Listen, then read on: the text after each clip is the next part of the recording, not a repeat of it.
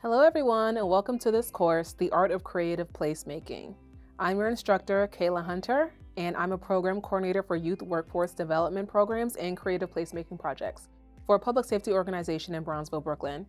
Prior to this role, I earned a dual master's in urban planning and public health from the University of Michigan and a bachelor's of environmental studies from Spelman College. Thank you so much once again for joining me for this course, The Art of Creative Placemaking. I'll guide you through the steps that will support your ability to achieve placemaking in historically marginalized communities.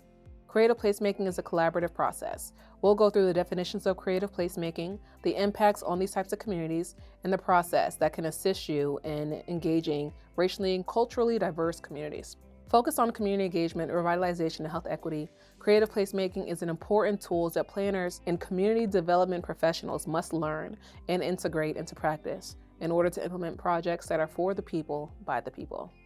I'll guide you through the steps of creative placemaking. The steps discussed in this course were developed by the Placemaking Chicago initiative.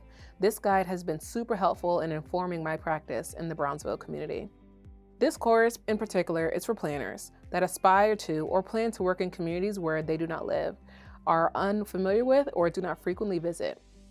With this course, I'll give you an overview of entering and exiting communities. I'll introduce the creative placemaking process as informed by Placemaking Chicago's step-by-step guide for placemaking.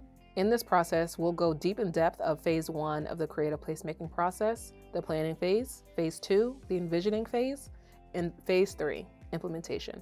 Let's get started with Chapter 2, Defining Creative Placemaking.